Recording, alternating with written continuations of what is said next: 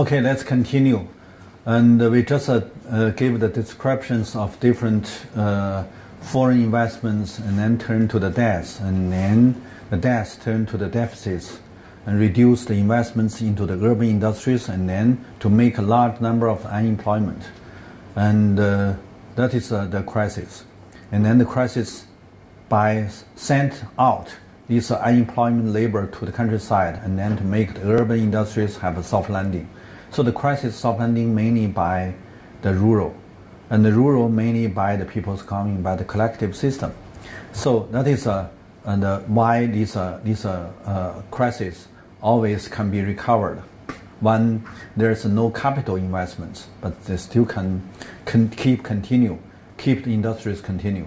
So, but that is the so-called Mao time. And then Deng's time, that is when there's a Mao's time, we can see that. And the first time the Soviet Union invested in China caused by the Korean War, and then there's a crisis happened in the 1960s, down to the minus, and then the large number of the city youth sent to the countryside, and then caused by the second when they recovered, and then the 1967-68, there is the second crisis happened, and then the second sent the unemployed youth to the countryside, and the third time is when they have a Western facilities flow into China. They also have a big debts, and then they make the third times unemployment city youth going to countryside.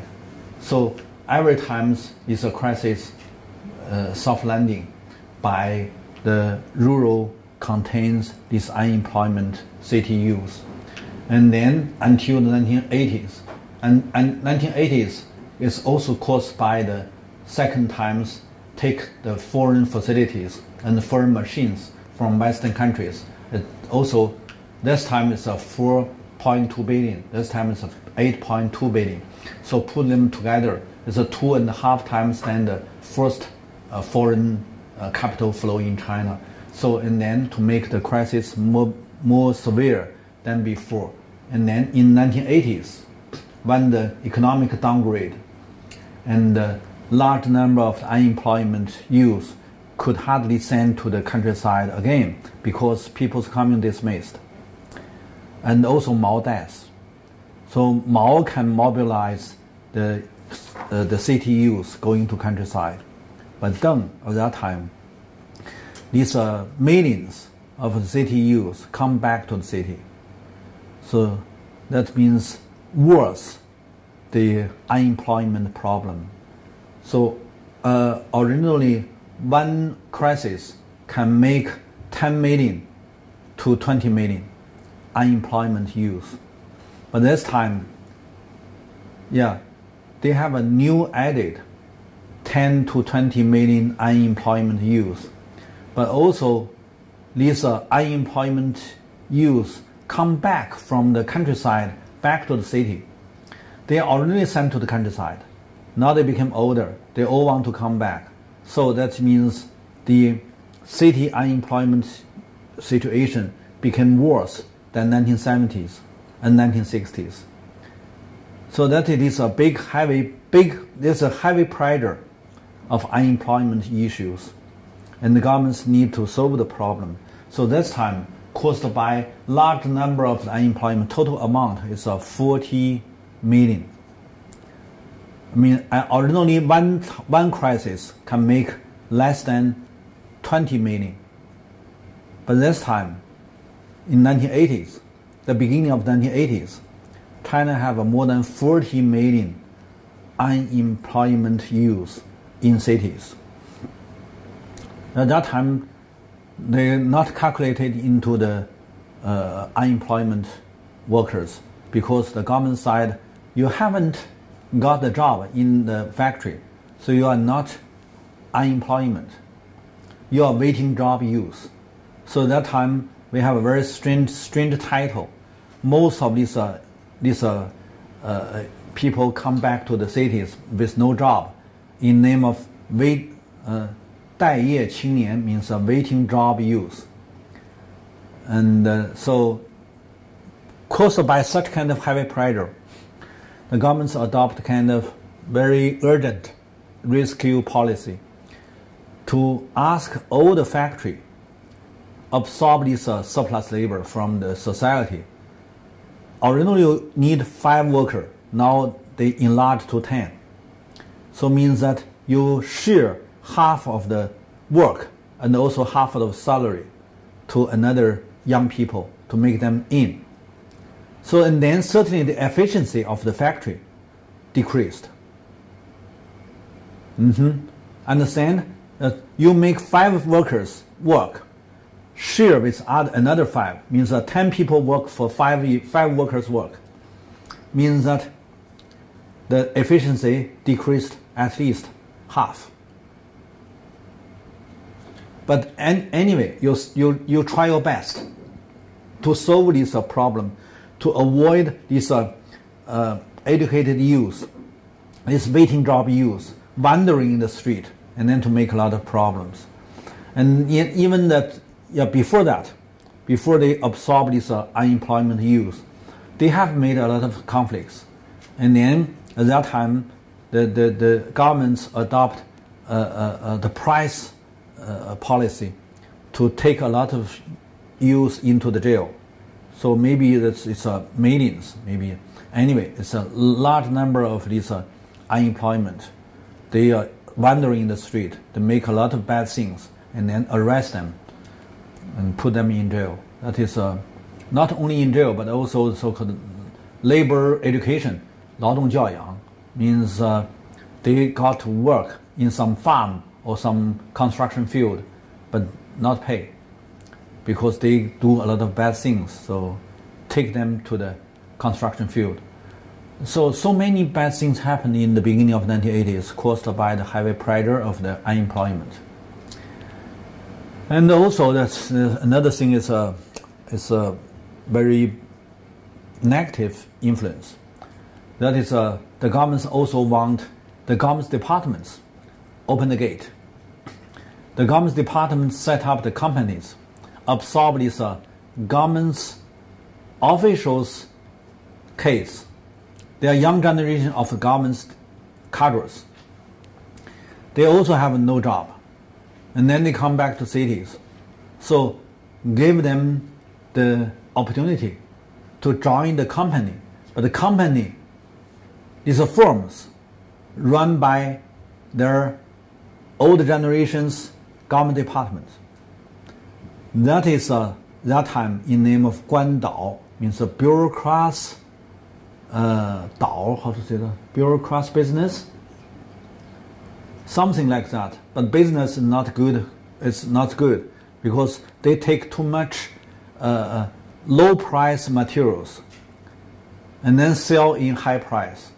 Means that they take the big revenue, not because of they work very hard. It's because of some bureaucrats give them special priority to take low price materials, sell in the society, in the markets.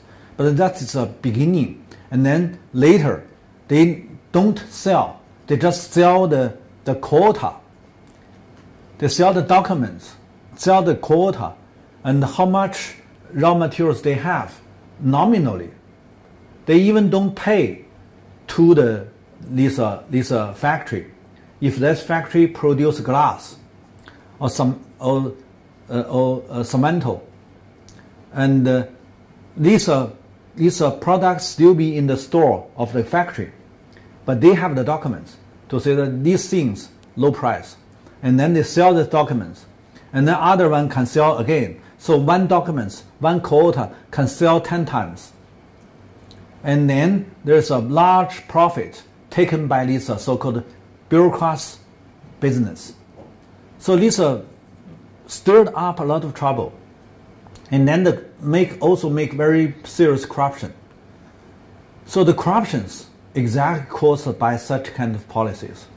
So I don't want to criticize, but the governments made the policy to benefit the governments itself and the benefits the young generation of the governments.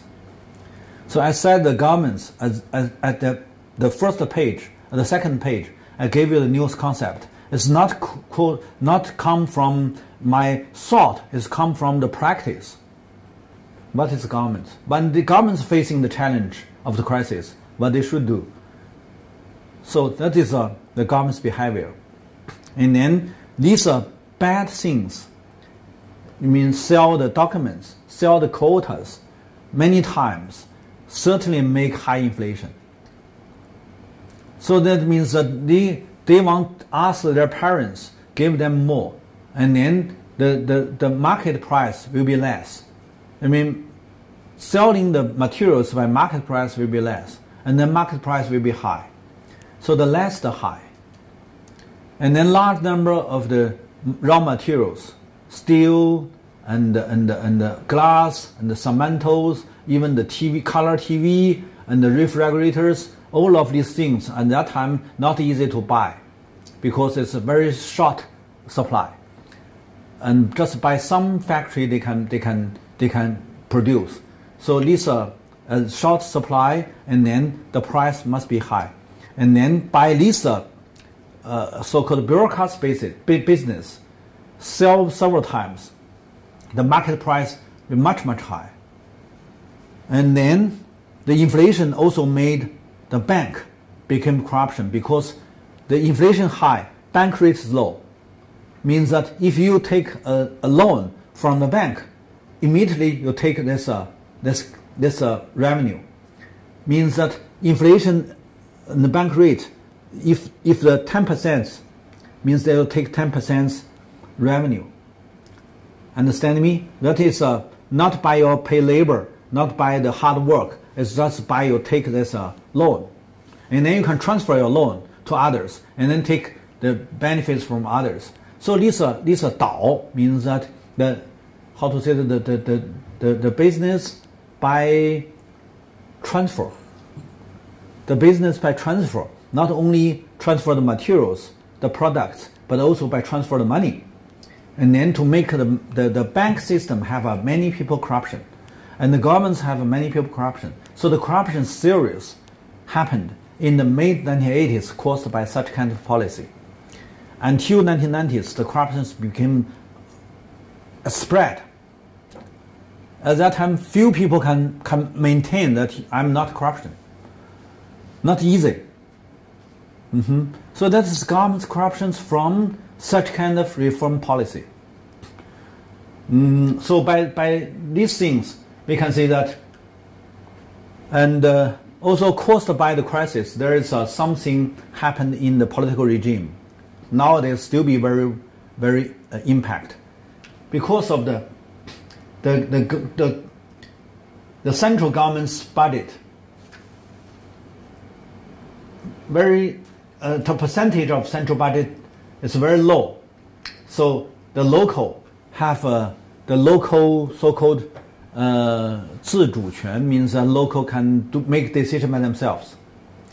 And then the local governments do a lot of policy as a pro-capital. Because they are short of the capital, they want to develop their industries, local industries. And then benefits by the local industries, they can have a fiscal income. So the local governments set up a lot of pro-capital policy until 1994, when the central make the new policy to make the balance, local half, central half. And then when local lost half, and the original local is here, it's seen as a 70%, but down to 50%. Or even less than 50%. And then local governments cannot stand such kind of loss. So local governments take more payments, more, not taxation, that is fees. So they do the collect fees from the peasants, from the rural society. And then to make farmers' burden goes high. That is a new phenomena from the mid of 1990s, and then to have a lot of social conflicts. So at that time, the peasants all understand the government's tax is very low. But second tax is not tax. Second tax is fees collection by the local. So local fees taxation 3 times than the total amount of the agricultural tax. This phenomenon happened in the old governments, also in later Qing dynasty. If you allow local have their ability to have a fees collection, that must be very bad to the grassroots, to the marginalized population. So that is why from the 1980s, there is a serious corruption spread. In 1990s, there's a annually increased very big social conflicts. That is in name of 群体性治安事件, means a mass instability case. Anyway, so these things happened in China to make the central at that time lost the power, lost the control, and then local have done a lot of things not positive until now. So we can see that this is very important to know. And then also from the 1990s, when China trying to accelerate to merge into the globalization, there is a double supply from China, that is a developing country, to the capitalist country. First is that China export a lot manufacturing goods and the raw materials. You know, from 1970s, when Western countries transfer out their industries, especially light industry and the labor-intensive industries, they are short of the supply, especially the United States. So, and they have a big financial capital, means they have a financial capital surplus, but they have a shortage of the commercial goods, the industrial products. So they need to import. And so the more they import, the more so-called the current account deficit. But they got somehow this financial service, and then to do the transitions, to make this, like China and other developing countries, to give their surplus to the capital account, and then to make the more current account deficit, the more capital account surplus. That is, they take 2 times benefits. First times benefits means that they have a large amount of the commercial goods, and then low price means that they don't have inflation, and then they can issue a lot of currency. Currency big, but no inflation because the commercial goods low price. And then they ask China to reinvest into the American bond markets, get very low return. But American can sell the bonds to developing countries, and then to use money to strengthen their military power, to strengthen their political power, and then to control the world. So means that when you join this globalization, you lose 2 sides. One side is a physical production, another side is a financial production. So these are so-called global regulation or global order, a global order, or yes. So, well, if developing country want to change, that will be threat. So the Western countries unified together. They said, okay, the global universal applied regulation cannot be changed by any developing country. That is so-called, they have a discord, institutional discord, and then institutional power to control the institutions. So by such kind of regulation, certainly these developing countries will have a low income labor. They cannot increase labor income. And then unemployment also very serious. Turn to the social conflicts. And another side, they need to take too much from the natural resources. And then the environment deficits also very serious. So both natural resources problem and the social problems all created not by themselves, but always be criticized by Western countries is because of you are short of the human rights. You are not good at democracy. You are not good at this social management, whatever. So, but if you exactly learn to Western country system, immediately fall to the trap. That is a so-called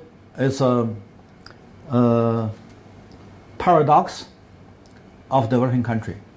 So when developing country accelerates to merge to the globalization, like China, it's not very clear to have such kind of picture.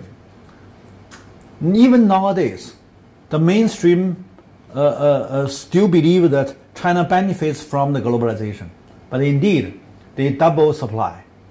And then to have two kinds of the problems, natural and the social. Here, when Western countries upgrade their economic structure from the physical industrial production into the financial capital production, they control this high levels position. By QE or by QE makes the inflation to the raw materials markets. And then raw material markets, most of these country occupy the raw materials markets occupy the transnational company, also by Western countries. So they can have a large return, and then to make their stock markets, the index of stock markets goes high. And then just several countries control their sovereignty of the raw materials, can benefit, can have a free riding. That is Russia, Iran, Iraq, Syria, and Libya, and very few countries. Most of others, also including of the Venezuela. These countries have somehow revolution, take back their sovereignty of the natural resources, especially the oil. So when QE policy to scale these American big investors, then big investors invest into the future markets, then to make oil price increased, and then these independent sovereignty country control their natural resources. They have a large returns by the high inflation. But all of these cost, both of these two sides cost, down to the physical production country like China, and then to make China downgrade. So that is the new phenomena since the 2008 Wall Street financial turmoil taking place. But very soon, just 2008 to 2012, just 4 years, and then the raw materials price decreased because global crisis is taking place. Such kind of things destroyed a lot of countries, and then the demand, all of these countries' demand decreased, and when there's no demand, the raw materials price also decreased.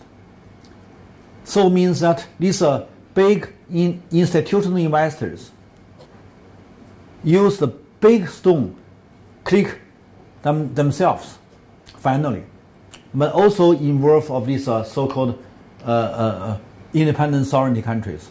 So Venezuela, Russia, and so and so all have a big trouble because originally they can have a free riding, they have a big return, but nowadays not return, became a deficit. So doesn't mean these countries themselves have some change. No, it's because of a global situation changed. So we must understand that it's a very important key point to understand, to do the analysis of these countries. Not the president bad, not the government's bad. A lot of people try to find this is maybe caused by some politician. No, it's caused by the global market. So when we know that, we can see that China now became the biggest industrial country, but the position in the world competition still be very low. So China is not the stronger industrial country. It's a weak industrial country.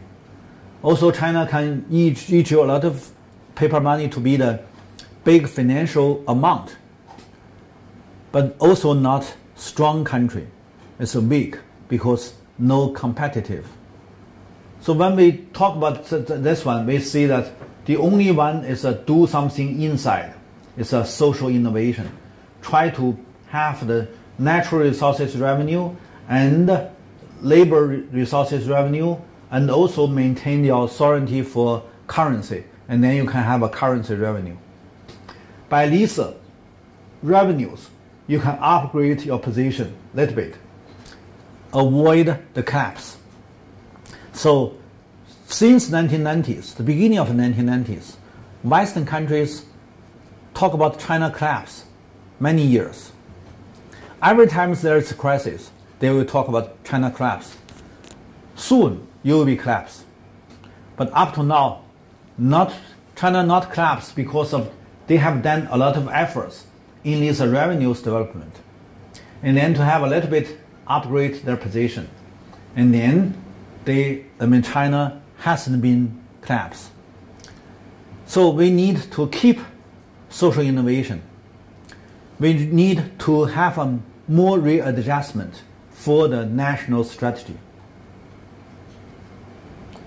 Here, these curves shows the textiles, plastics, and electric, whatever, all have so-called smiling curve, like just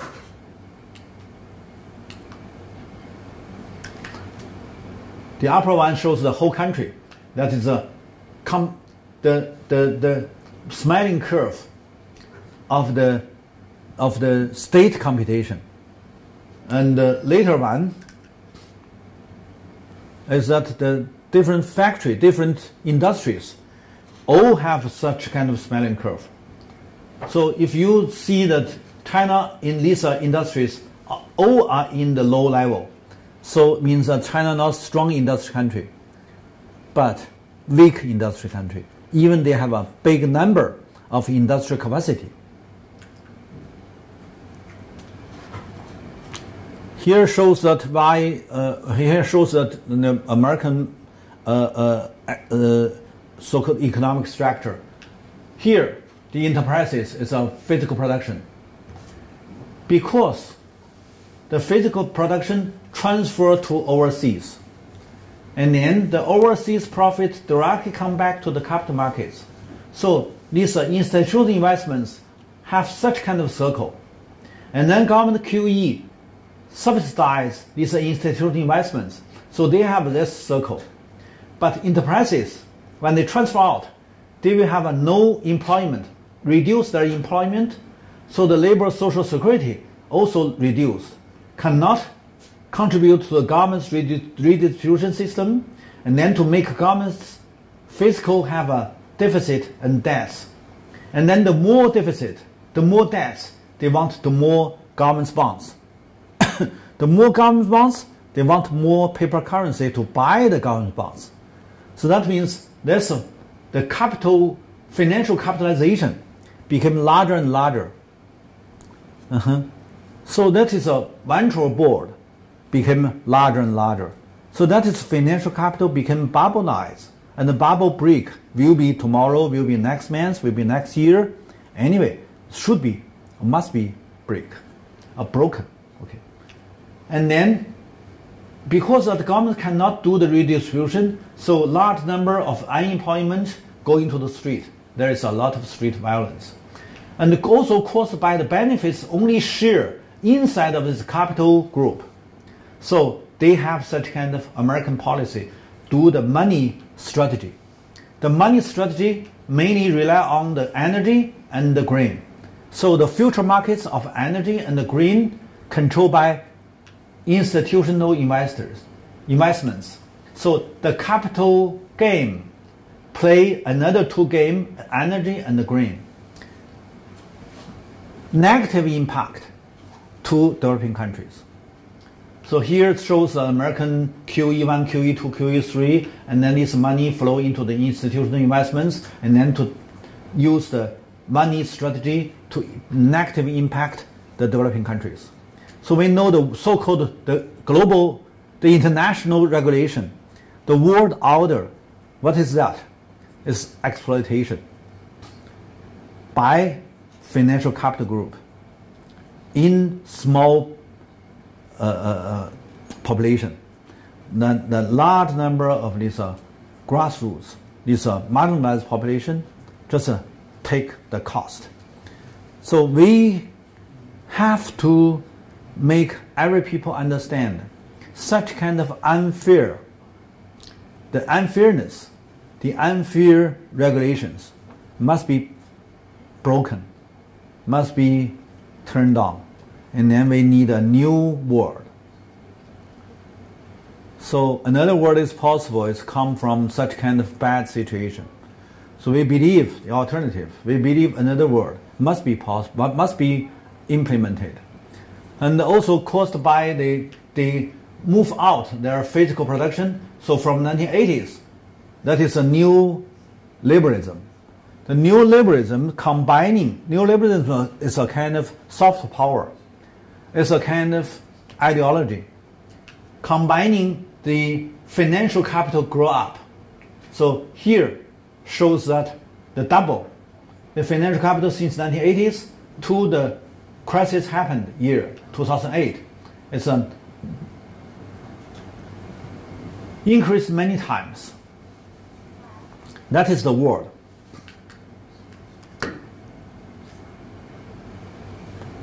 Here is also to give your picture to show the bars to show that the global inflation mainly caused by energy and the food. Just now I mentioned energy and the food future market price increase mainly by transnational company invest into these future markets as a speculation. So they turn a lot of returns. They take the returns, but the developing country and the poor countries take the cost.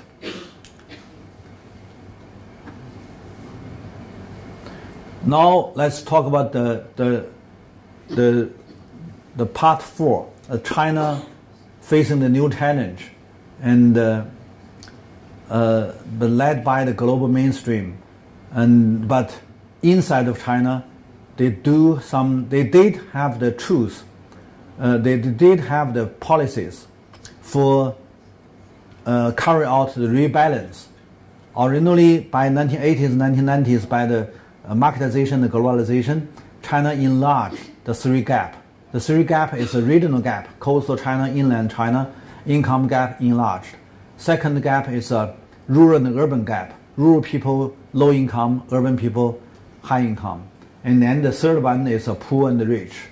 So the 3 gap, and caused by the global crisis, especially caused by the 1998 East Asia financial turmoil, China facing the challenge of overseas demand decreased, and then turned to the overproduction. That is the first overproduction. It happened in China. And then China started to have a regional gap rebalance policy. That is a national strategy. And Chinese invested into the different region, especially the Western China, Mid China, and Northeast.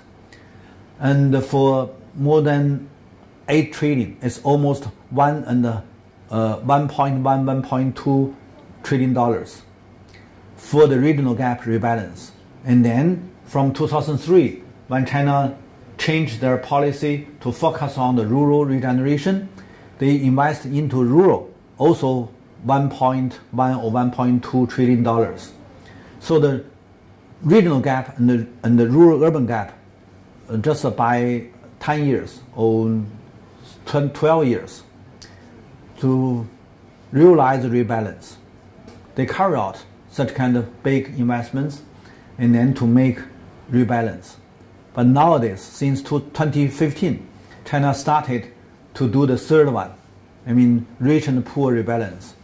I got to say that the rich-poor rebalance cannot be carried out because in financial capital era, rich means that they can take the benefits from the financial market. Few people can do the business in financial market. Large number of the people still be in the physical productions. So means that the gap, rich became more rich. That will be a long-term trend. But you can do something to improve the situation of the mass, of the large population means a low class. So try to do something in low class. It's better than you announce you can make this a high class downgrade. Let them still be in the financial markets to take these intangible returns. But it's just number. It's almost nothing. And then you strengthen the physical production to make it to be the inclusive and ecological, that is sustainability. So that is nowadays the Chinese take as a kind of domestic strategy. So we can see that, and originally they have done to rebalance, but here many trillions will be invested for poverty reduction. That will be the right choice. Right choice.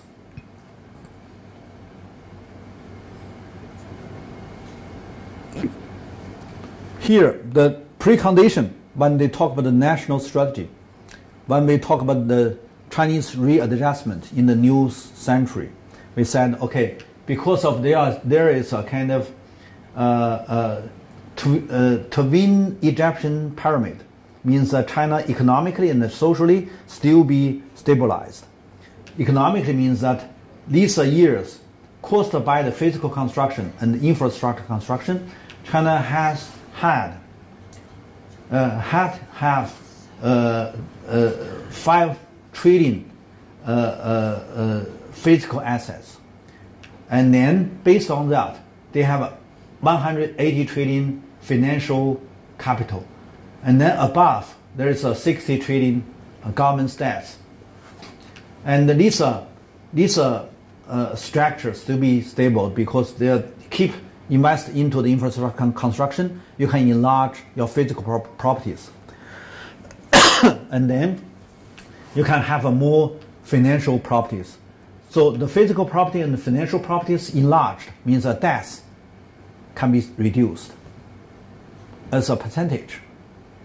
Here, caused by the land reform, and then the low class all have the little properties. So the low class still be stable. And then above there is a new merging middle class. And the middle class now became the main force to do the consumption, to enlarge the consumption of domestic. So domestic needs, domestic demand can be enlarged by rising the middle class. But middle class have a very confused ideology. So that is the trouble. But middle class in the world somehow is a main force to absorb these commercial goods. And also middle class want to have a green development.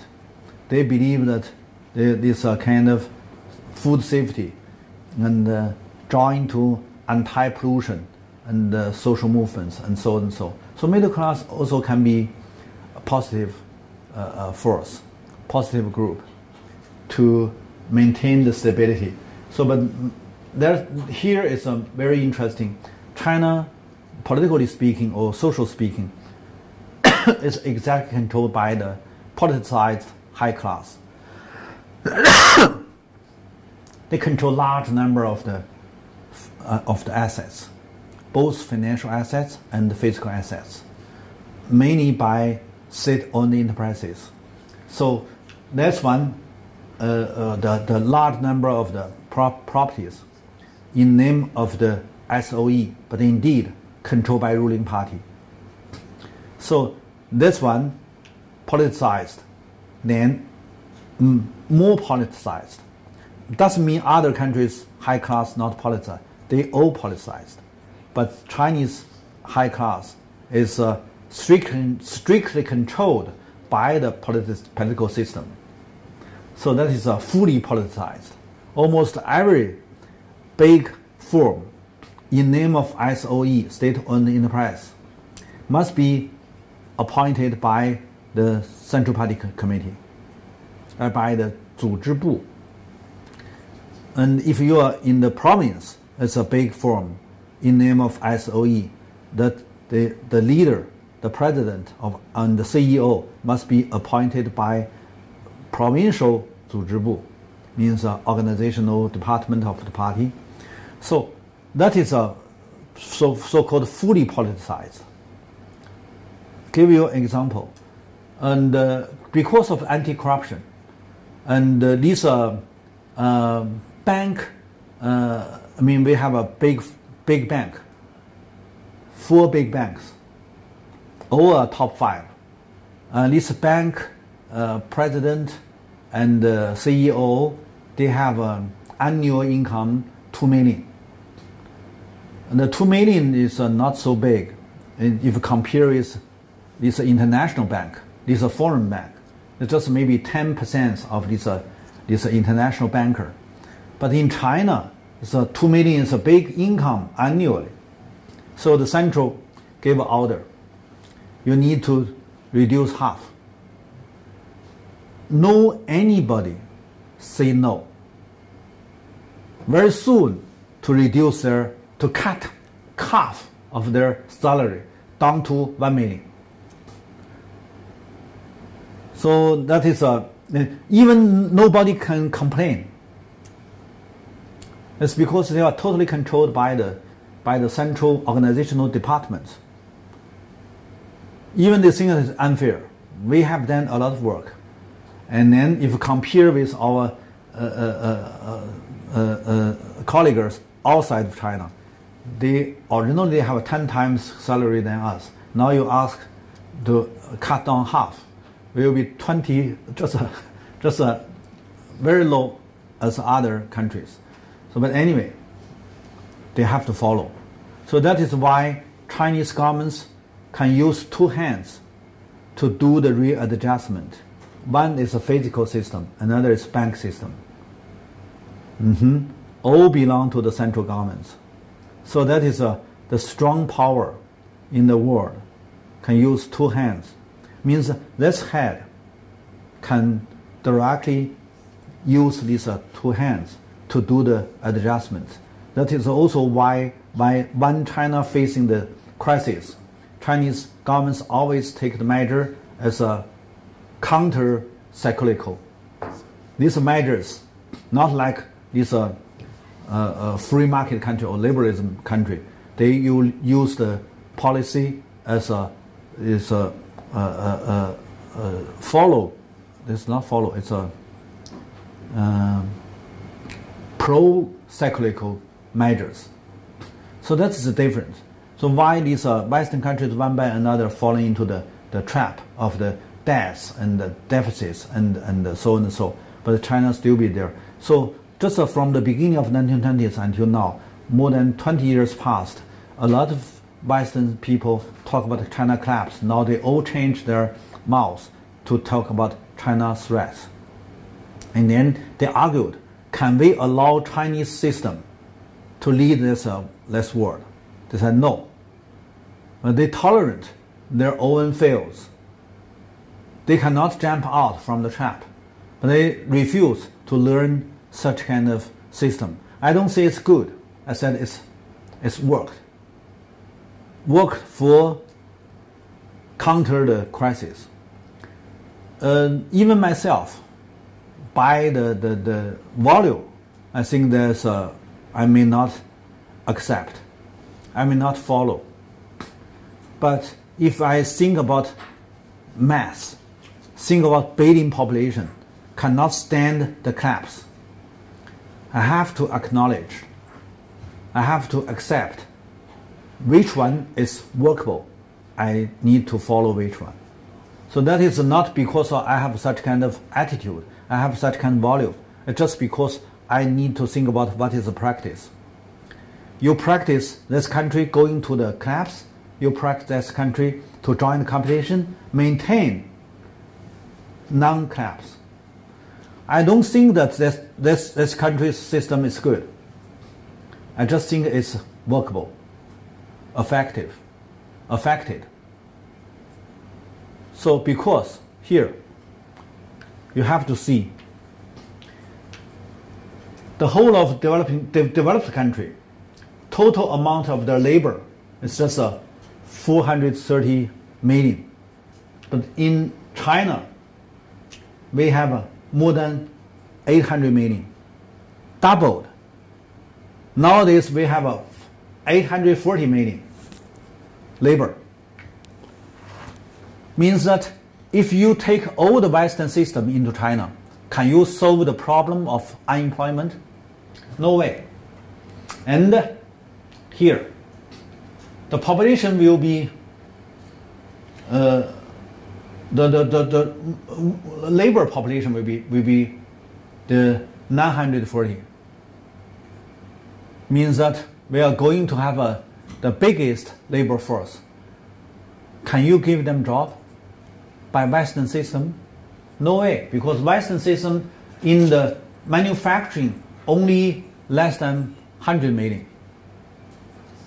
So if you know the situation, you may know nowadays we have the not only total amount, we also have a rural labor 500 million. If you break such kind of labor pool in countryside, you will have a big flood. The labor is a flood, and then to flood the whole of these cities. So the system now in China can maintain the stability by the city is a kind of capital pool, rural is a labor pool. It's unfair, but it's workable. And then we can see that this rural labor, if only work in the agriculture, they cannot have income, especially have a cash income. But you have to make them stay in the countryside. Because city, I said that city is the urban always be the crisis happened. If the crisis can transfer out their cost to the countryside, the crisis will be soft landing in the urban area. If cannot, there will be big disaster. So when I talk about such kind of analysis, I'm very embarrassed. I don't want to say that because it's not politically correct by the Western-centric system, by their discourse. But if we summarize the 10 crises in China, we must find that what is the background, what is the problems during these 6 decades, 7 decades. What really happened in these 7 decades? So when we found that,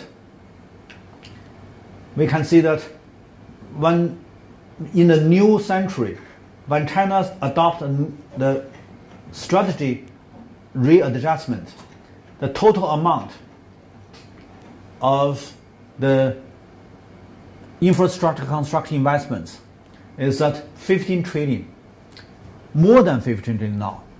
And then they have a more than 1.5 trillion labors to have a cash job. And then solve the labor surplus by large amount of the investments into the infrastructure construction. By such kind of construction, you can absorb this surplus labor to give them the cash job. But can China continue such kind of large amount of the investments into the infrastructure construction? Let's have a look. Here is the pollution. I don't want to talk too much, but we need also, at that time, they talk about there will be the 7 trillion investments to solve the pollution of the land. Only land pollution, they need 7 trillion investments. And they said it's a big opportunity for driving the economy grow up. Means that investment drive economic growth.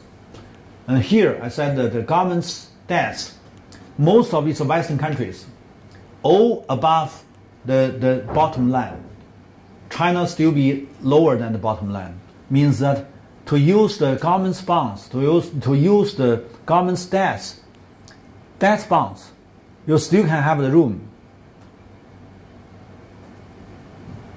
And here shows that when you're facing the economic crisis, this one, EU countries, OECD countries, when they have the economic crisis, decreased is fiscal investments. So this is the same. The GDP decreased. It's all the investments decreased. So under the pressure of the crisis, fixed investments is the key driving force for the economic growth.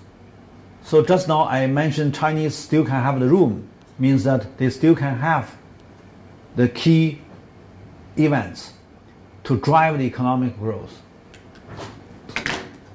And here, it's these decades from the new century, they have gave the case only the rural reform, rural investments can make some stability, can make the crisis have soft landing.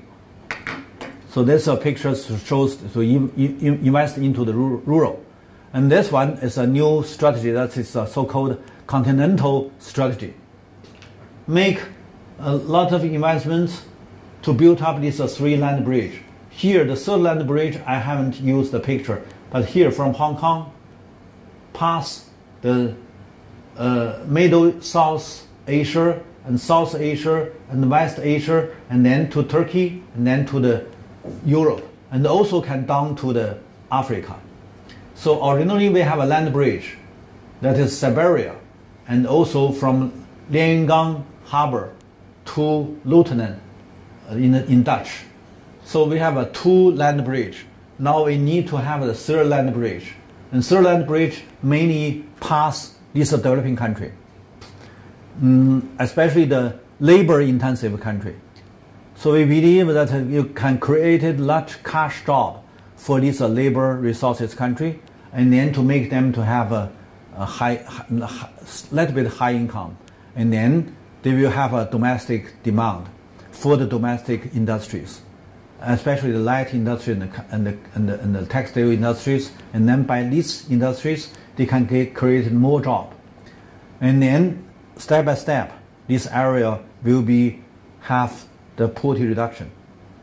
So if there's carried out this third land bridge, the Africa and the South Asia and the West Asia all can benefit it. Here, that is a Southeast Asian Peninsula. They have built up the network of the railway, but now China invested for improve the highway and improve the railway for perfect network, and then to make people along this road have the chance. And also, remember, the raw materials, the land, all can added value by transportation. Means that property, physical properties, all can increase their value if you set up the network. Now think about this small landowner, these small household owners. Their properties all can be increased. The value means that the properties can be increased. That means the value of the properties can be increased by such kind of construction.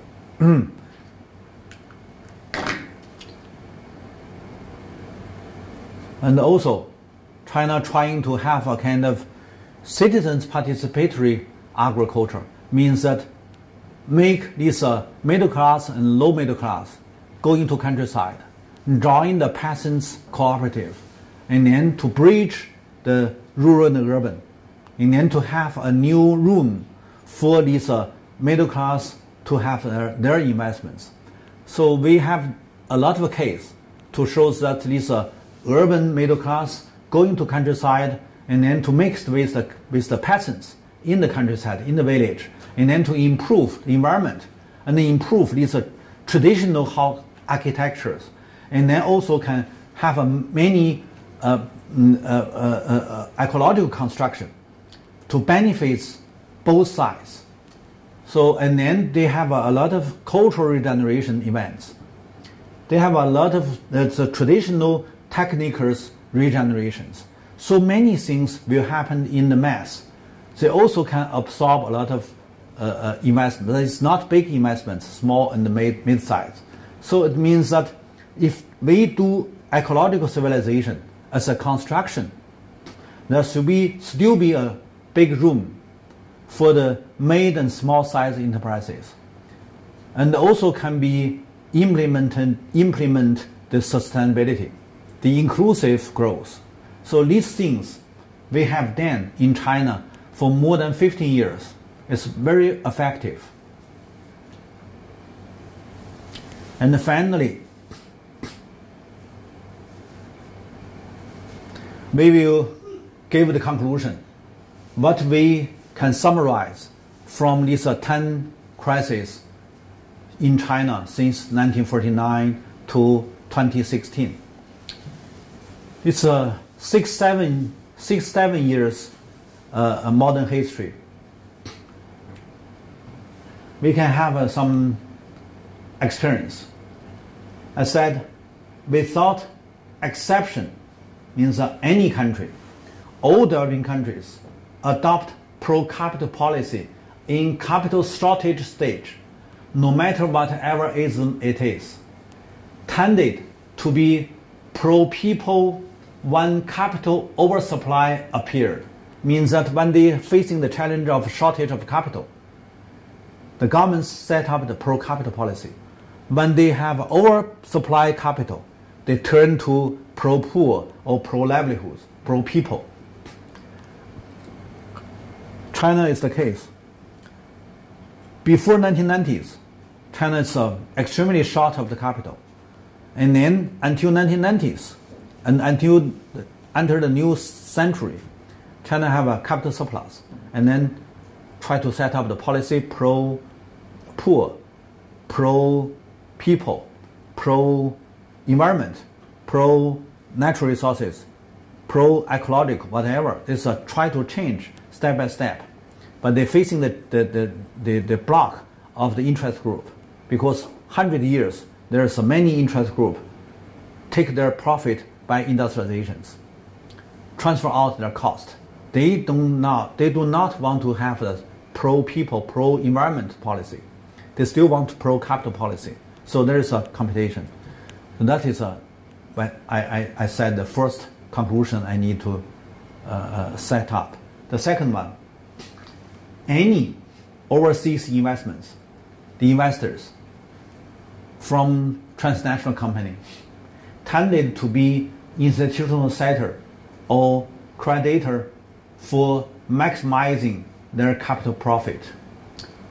And I personally have facilitated World Bank mission to carry out the transition loan in China in 1980s to 1990s. I'm very clear to know that this Western-centric system, what is the purpose of their investments?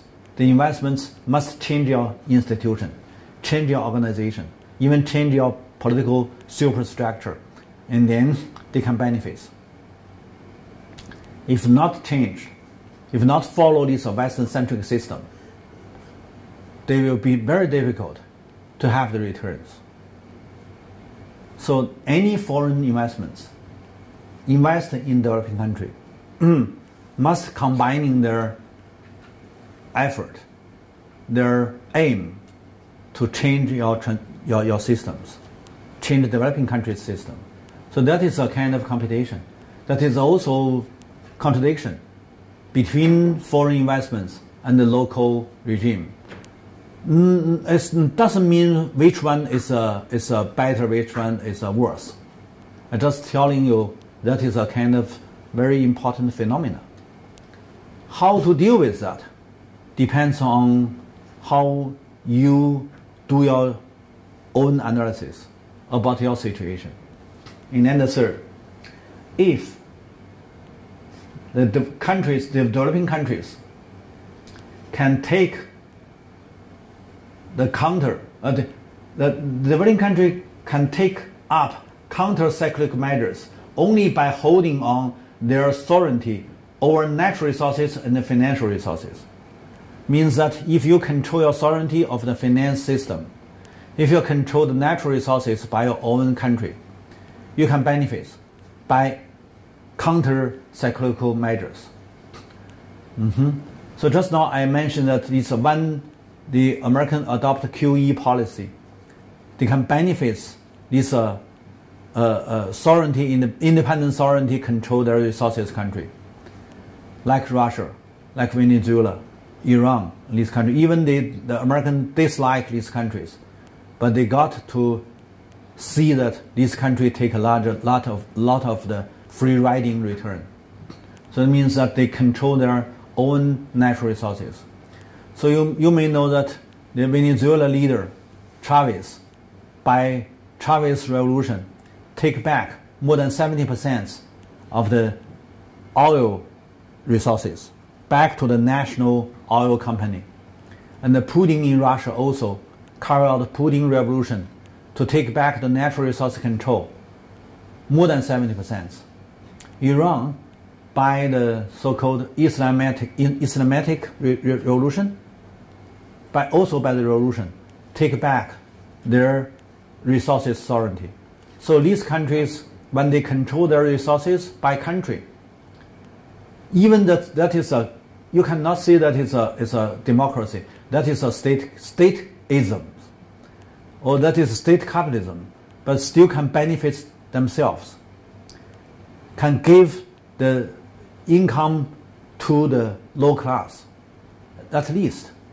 So I don't think that it's a better system. I just tell you that you should do something to control your own sovereignty for the natural resources and also for the financial system.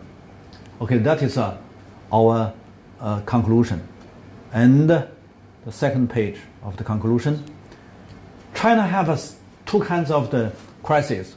One is that internally generated crisis, especially during the primitive accumulation for state industrialization since 1950s, and its further expansion since 1980s. Means that the industrialization need intensive capital investments. When you're short of the capital, that must be initiate a lot of crises. That is the crisis caused by the capital primitive accumulation. So that is internally. And then the externally generated crisis with input deflation or inflation by overseas financial bubble in 1997, 2008, and 2012. Means that one Western country, especially a Western polar power country, the leading country, upgrade their economy from the physical production into the financial bubble production. They got to transfer this financial bubble to any other developing countries, especially transfer to the physical production countries. So China take too much cost by this transferring. The transfer cost to China mainly by the financial crisis. So the first financial crisis happened in East Asian countries, that is East Asian financial turmoils, and then transfer large amount of the cost into China to make China have a deflation and also have a very decreased economic growth because that overseas demand large decreased. And then China turned to the first overproduction. That is exactly caused by the external events. And then 2008, when Wall Street have the financial turmoils, at that time, China just gained very high growth, annually more than 10%. Suddenly, there's a decrease of the foreign demand. And then 2009, global crisis immediately make China decrease their GDP and then make China have the crisis. Until this European debt crisis and the global crisis all happened until 2012, China got to facing the challenge of deindustrialization because there's not so many foreign investments flow into China, and also overseas demand decreased, and then the current account, capital account, all have deficit. So that is a overseas crisis make China have a more bad, more worse crisis as the second overproduction, and then deindustrialization, and then turn this economy into the financial, how to say, not bubble, but financial intangible speculation economy. And then real estate and the financial markets all have a crisis since 2012 until 2015, 2016. The China tried to change their strategy, try to turn to ecological civilization, try to have more physical production, and try to not block but reduce the speed of the financialization. So means that one way that is indicated by the leading country going follow the leading countries into the financial capitalization. That is a world mainstream, and then become bubble, and then bubble break, and then you collapse. That is a way. That is running into one way with no U-turn. Another way is just try to got the alternative. Believe that we can have another future. We can have another world. That world is ecological civilization. We must have a mix, urban and rural, together towards ecologization, ecology, ecological civilization, and then to have a inclusive growth. Pay more attention to reserve your natural resources and your traditional culture. And then to believe you can have a beautiful country, you can have a beautiful countryside, can have a rural. And then keep your construction in countryside, not destroy the environment and not consume too much resources. Going to sustainability, we may have a good future. So when we finish our lecture, when we finish our summary of the 10 lectures on 10 crises, we hope that you can see that more than 70% of China not terror area. It's a mountain area and grassland and so and so, not terror. So China cannot exactly learn the experiences from Australia or from United States or from Canada or so and so. Even cannot learn from Brazil. So I think that you can understand what I talked is trying to give you another explanation out of the mainstream. Maybe you dislike it, but you can take as a reference. Thank you.